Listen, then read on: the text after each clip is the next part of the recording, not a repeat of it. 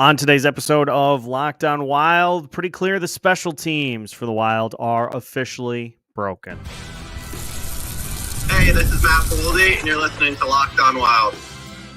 You're Locked On Wild, your daily podcast on the Minnesota Wild. Part of the Locked On Podcast Network, your team every day. What's happening, everybody? Welcome in to another episode of Locked On Wild, your daily Minnesota Wild podcast. Part of the Locked On Podcast Network. We are your team each and every day. And we thank you for making Locked On Wild your first listen each and every day. Make sure to subscribe on YouTube and your favorite podcast platforms so you don't miss out on any new episodes throughout the week. Today's episode of Locked On Wild is brought to you by FanDuel. You can start the season with a big return on FanDuel. New customers can place a $5 bet, and you'll get started with $150 in bonus bets if you win your first $5 bet. Visit FanDuel.com to get started. On today's episode of Locked On Wild, we take a look at a serious special teams issue for the Minnesota Wild that reared its ugly head against the Los Angeles Kings in what is probably now the worst loss of the season for the Minnesota Wild, 5-1. We'll also take a look at Michael Milne getting a chance to head on the road with the Minnesota Wild and who he may be replacing in the lineup after John Hynes says there were, quote, some light players in the lineup. And we'll look at how things unraveled for the Minnesota Wild as the night went on against the Los Angeles Kings, who are playing on the second night of a back-to-back and still found their game midway through and never looked back. My name is Seth Toupal, host of Locked On Wild since 2021, credentialed media member, and we got to start with what is becoming a very, very concerning trend for this Minnesota Wild team.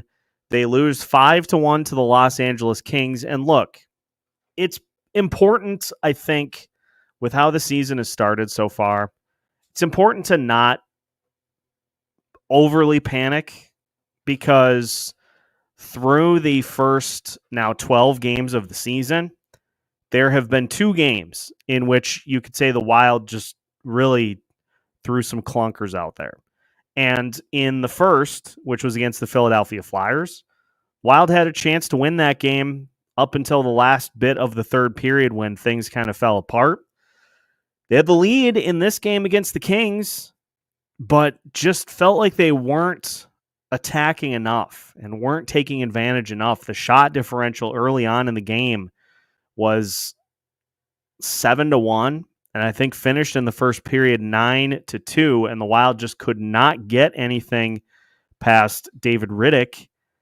And after they scored their first goal of the game, the moment that Los Angeles went on the power play, it completely flipped. And guess what? This is something that has happened a few times this season. Minnesota Wild, after the Toronto Maple Leafs went on their first power play, Toronto thoroughly took control of the game after that. To the Wild's credit, they did get back on track enough to be able to win that game. Tonight, they were not able to.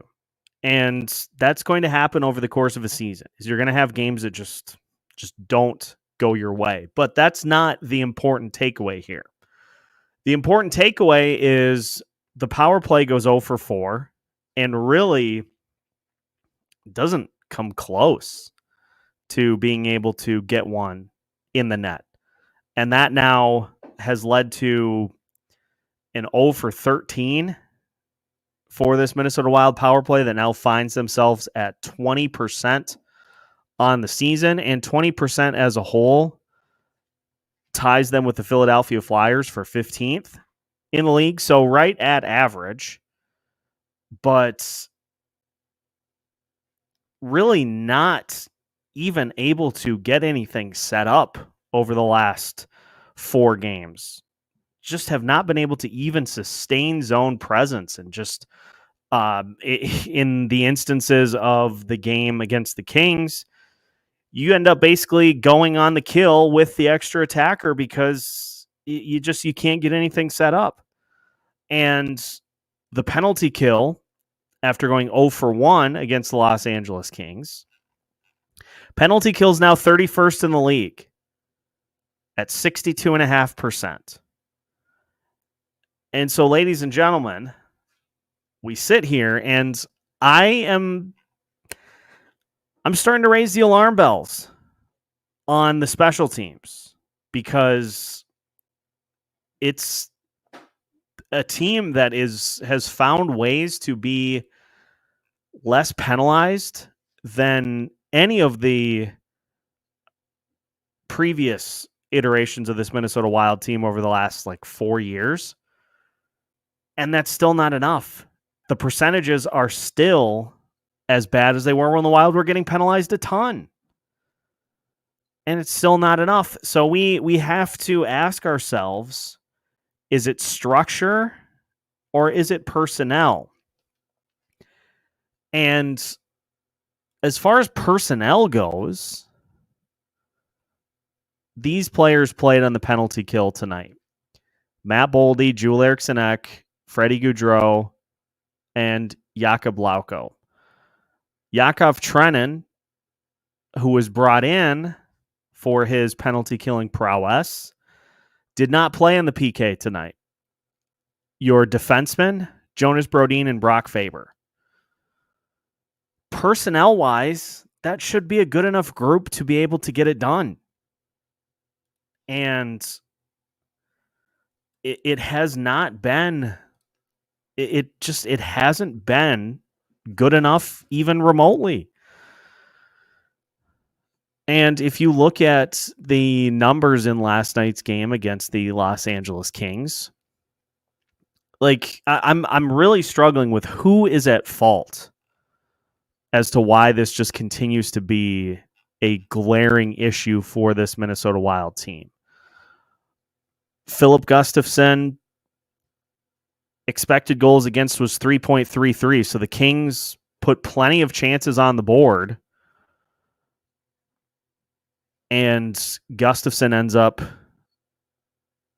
it says he gave up 5, but there had to have been an empty netter in there near the end of the game. But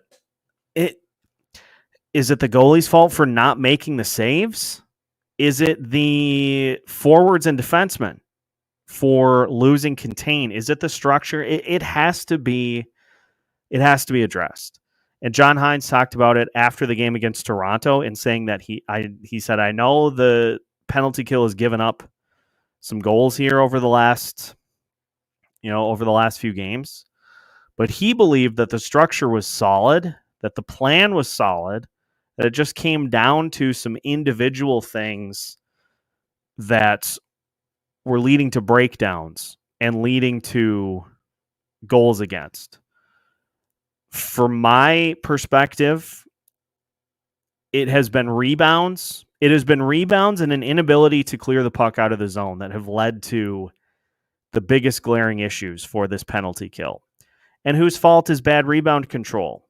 If you are a goalie and you make the initial save and you try to kick it out to a teammate to clear and the teammate doesn't get to it, who is to blame there? It's something that has become just such a consistently bad part of the equation that I think you have to throw your plan out entirely. And we see combinations. The main combinations have been Jakub Lauko and Murat Huznadinov. Tonight, as mentioned, it was Lauko and Gaudreau. So I will give John Hynes credit for trying different combinations, but there are too many talented players on this team for those units to be as bad as they are. And on the top power play, Michael Russo was all over it tonight in that it's not even a competitive power play right now. So I think you need to really take a look at what the personnel are doing and try to find combinations that are able to get the puck out of the zone first and foremost. But let's not overlook faceoffs as another direct key to not being able to have a good penalty kill out there. Is you lose that first faceoff and you give the opponent all the opportunity to get set up and to just go to work and do their thing. And it is a bunch of, I think it's a bunch of different factors that are all coming together to lead to these issues, but you have to get this corrected. Like you have to. It is nice that the Wild have been winning games in spite of it. But if you have any aspirations of making it further in the postseason, you have to find a way to get these ironed out. This is not a one-year problem. This has been a problem for the last probably 4 years. It's just been masked by different things. 2021, 2022, the offense outscored all the problems. 2022, 2023, the goaltending propped all the defense and everything up. Last year, there wasn't offense or goaltending to be able to cover up the penalty kill woes. And now that the goaltending has been better, the offense has been better, but the penalty kill is still atrociously bad. So it is going to have to be addressed, and you're going to have to find a combination that can get it done, because you can't just spot teams' goals every night on the man advantage. Like you have to find a way to make sure that those opportunities don't just lead to goals for your opponent. So we'll see what John Hynes has in store for getting that corrected. But not only that, had some pointed things to say about a couple of players that he thought were just playing light in last night's game against the Los Angeles Kings. So we'll take a look at who that could be pointed at as we continue today's episode of Locked on Wild after this. Today's episode of Locked on Wild is brought to you by Prize Picks. Prize Picks is the best place to get real money sports action. With over 10 million members and billions of dollars in awarded winnings, Prize Picks has made daily fantasy sports accessible to all. You just pick more or less on at least 2 players for a shot to win up to 100 times your cash. Run your game all season long on Prize Picks. Prize Picks is the only real money daily fantasy platform with an injury insurance policy so that your lineups stay in play even if one of your players gets injured. If your player leaves in the first half and doesn't return, Prize Picks keeps your lineup live. So download the app today and you will get $50 instantly when you use the code LOCKEDONNHL after you play your first $5 lineup. Again, download the app today and use code LOCKEDONNHL to get $50 instantly after you play your first $5 lineup. Prize Picks. Run your game.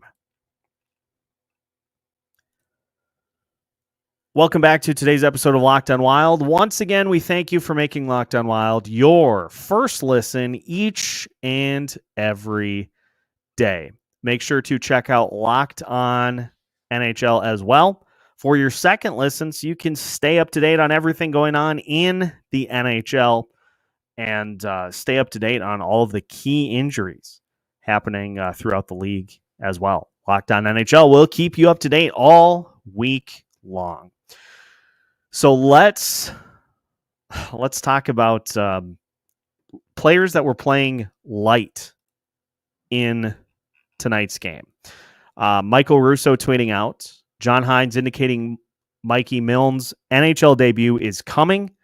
The Wild's bringing him up for this little mini road trip against Anaheim and San Jose. Hines says there were some, quote, light players tonight that he wants to see more from.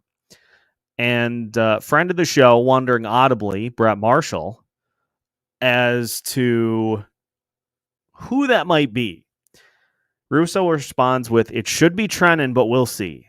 Enough is enough. 1 assist, 11 shots, and 34 hits in 12 games." Brett responds, 12 games into year one of a 4-year, $3.5 million AAV contract, and he's off to the press box. If only we could have seen it coming. Trenin in tonight's game had 1 shot on goal, no hits in 10 minutes, 59 seconds. If you will recall, he was on the third line with Marcus Foligno and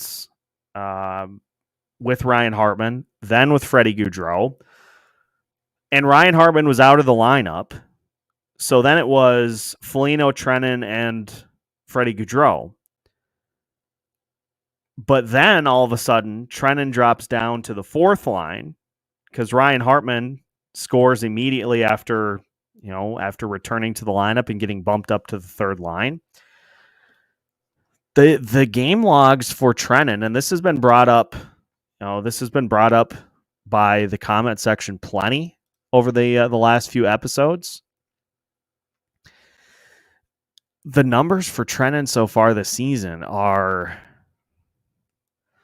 like, I know we were not expecting him to be a big points guy, goals type guy, coming in. Like, his previous high, I think, was 17 goals once. Then he had like a 12-goal season. He's not a guy that is a big points producer. He's a heavy hitter, and he can give you some good play on the penalty kill as well. But you sign a guy for $3.5 million, and he has played above 13 minutes 4 times this season. Against Toronto in overtime, he played 8 minutes, 44 seconds. And that, I think, was when things kind of started to...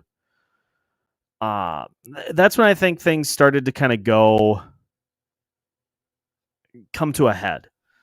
Because 8 minutes, 44 seconds, and the minute totals in this game against the Kings, as I mentioned, he played 10 minutes, 59 seconds.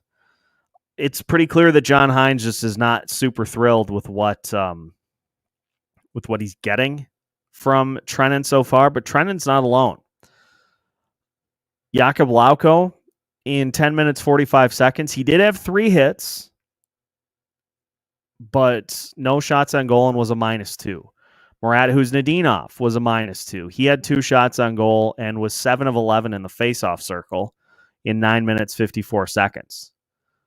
But this is something also that's been brought up routinely, is by playing a fourth line as infrequently as the Minnesota Wild have been over the last few games entirely, it's perfectly fine to lean a little bit harder on your top guys to pull you in and to get you wins in key games. Perfectly fine to do that. But you're starting to get to that point again where fourth lines aren't playing enough to really make a big impact. And as a result, when they struggle, why would you be surprised? And you look at some of the other stat lines for various players. Marcus Foligno too.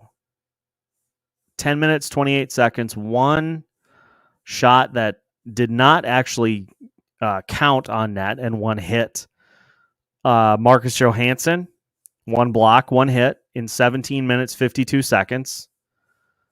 So there were probably a few players that this was directed to by John Hynes, but the key point should be that you got to be contributing something when you're out there on the ice. And the early part of the season, this has mostly not been an issue. But you got to be contributing something when you're out there on the ice. Or John Hynes has every right to say, I thought there were some guys that didn't really bring it tonight. because he's not wrong. And it feels like a game that the Wild kind of, I don't know if because of this road trip coming up against pretty inferior team opponents, I don't know if that was just where you see what the Kings did and you see that they played a game, they played a back-to-back. And so I don't know if the Wild just thought that it was going to be easy to be able to take advantage of their tired legs. Other than that stretch to begin the game, I would never have believed that the Kings were the team that played on the second night of a back-to-back. So, moral of the story is, let's make sure that when players are out there on the ice that they're making an impact and they're doing something to contribute to the win other than simply existing.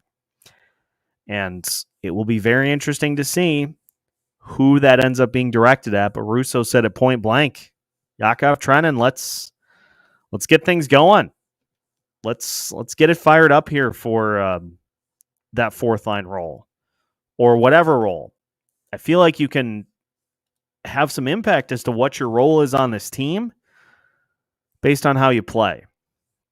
So let's up that performance a little bit over these next few games. We'll take a final look at where things went wrong for the Minnesota Wild in this one, because it was a great push early, but it feels like a game in which the Wild not being able to get a goal past David Riddick just allowed the Kings to just keep at it and keep going. And it's a Kings team that has had plenty of success against the Minnesota Wild recently. So I think some of that kind of fed into it as well. We'll finish with some thoughts on last night's 5-1 loss for the Minnesota Wild against the Los Angeles Kings. That is on the way as we finish today's episode of Locked On Wild after this. Today's episode of Locked On Wild is brought to you by FanDuel. Get ready to tackle the NFL action with FanDuel, America's #1 sportsbook. Because right now, new customers can bet $5 and get $150 in bonus bets if your first bet wins. The FanDuel Sportsbook app gives you everything you need to place live bets on the NFL all in one place. So when you get a hunch in the middle of the game, you can check out the latest stats, view live play-by-play, and so much more on the same page where you place your bets. Just visit FanDuel.com to join today, and you'll get started with $150 in bonus bets if you win your first $5 bet. That's FanDuel.com. Never waste a hunch and make every moment more with FanDuel, an official sportsbook partner of the NFL. Final segment of today's episode of Locked On Wild. And once again, we thank you for making Locked On Wild your first listen each and every day. And we will keep you posted here throughout the rest of the week with the West Coast swing coming up Thursday and Friday. We'll have you covered, and we'll get you everything that you need to know heading into the games, both the Ducks and the San Jose Sharks. We're going to do things a little differently here for this third segment of the show. We're going to incorporate the three things by just getting John Hynes' thoughts on everything that happened in its entirety. And so we're just going to give you John Hynes' post-game presser after last night's game against San Jose. First half of that game, you guys were suffocating. The Kings weren't generating anything. And second half of the game, it seemed to flip. Can you point to anything that changed that? I think a big difference in the game, what I felt was, there were some details in the game. We got a 1-0 lead with 5:23 left in the second. We go for a wholesale line change, and we knew coming into the game, like these are the things where tonight you played a team that's really playing well. And then you look at the details of the game that makes a difference when you play a really good defensive team. 1-0 game, we go for a wholesale line change, and bang, it's in the back of our net. I thought that turned the tide a little bit. Obviously, the power play was ineffective tonight, particularly early to possibly increase the lead. They get one power play, bang, it's in the back of the net. And then I also look at, we get caught on the icing. And then we get a mismatch versus a tired room. Bang, it's in the back of the net. So, to me, there's a lot to take out of it. We talk a lot about details and managing the game. And, when you win, sometimes you don't get exposed in those things. But I think tonight it was a good snapback of the importance of details, the importance of staying with your game. Little details in the game matter. I also think that once we got behind, we tried to skill our way back into the game. And there were a lot of east-west, not a lot of pucks delivered to the net. So to me, it's you want to win every game. But I wouldn't say, this one was you lost on some. To me, as the coach, there's some great opportunities to take out of this game for sure. The power play is obviously in a funk. Do you think they're getting panicky with the puck because they're skating into traffic? They're throwing pucks into the middle of the ice. They're, you have the guy with a broken stick and you just give it right to him. It just felt like especially the number one unit, is just kind of lost its way a bit. Yeah, to me, I don't see that as much. To me, I think that we're not winning any faceoffs, so we're always starting on a breakout. Everybody wants to have a hard stand, so they did a good job standing at the line. So then you got to rim pucks in and get them back. So now you're just eating time off the clock. So that's one area that's got to certainly improve. I think we're trying to make a little bit like our 5-on-5 tonight. With that, we're trying to make plays standing still. We're looking for seams. We're not delivering the puck to the net. We're not getting top shots. So I think there's, certain components of it that, are what make a good power play and what makes our power play really good. And right now we got to get back to that. You mentioned individual mistakes on the PK the other night, and tonight was a glaring example of one where it just, Boldy just somehow goes down low and it just it winds up in the back of your net. I mean, how do you sort of stop these one little mistakes that seem to always wind up in the mistake? Well, I look at that one a little bit different. We had an opportunity. They rim the puck, and it bumps back, and we have an opportunity to pop the puck right to the middle and break that puck out. Now the puck's cleared. So to me, it started before the goal was actually scored. Like if we're on a 5-on-5 and it goes D to D, and that D's got some time and space, and we have a guy in the middle, we pop pucks to the middle all the time. Should be the same thing on the penalty kill. Instead, we rim it up the boards. So that's one opportunity to get the puck out of the zone. If you're good on your stand and you're good on your shares when you have opportunities to get the puck out of the zone, that's when it has to get out of the zone. Because if you're going to give it, opportunities where we have chances to clear pucks or pop pucks out, now you're going to have to be able to defend. Then on that one, I think was it Faves? I think came out to try to block the shot. He slid a little bit too far, and then Bolds ran down. But it's things like that.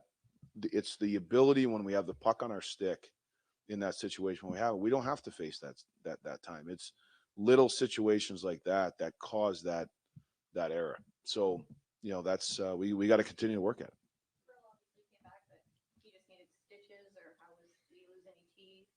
No, just stitches, I believe. Yeah.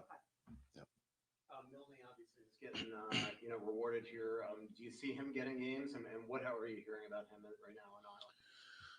Well, he's played really well. I think from the start of the season, he's been the most consistent player that's been down there. Fast, plays hard. He's producing down there. He's been consistently the top forward there. So it's good to see. I actually haven't had the chance to really see him because he was hurt in rookie camp, then he was hurt in training camp.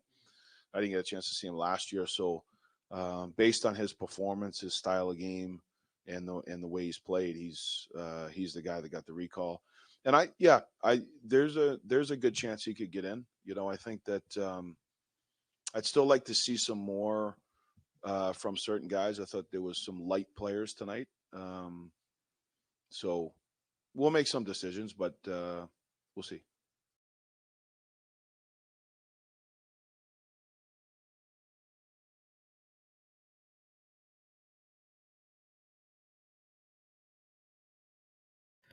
You just can't take possessions off. You can't give teams opportunities to get back into games because of mental mistakes. And he's right on in that a lot of these issues that we see, on the penalty kill in particular, are because guys are just not making the correct read, making the correct play. He's dead on about the work along the boards on the penalty kill, in that if you try to work it up the boards, you're playing a lot of times into right where the opponent has some of their skaters along the wall to try to intercept those pucks.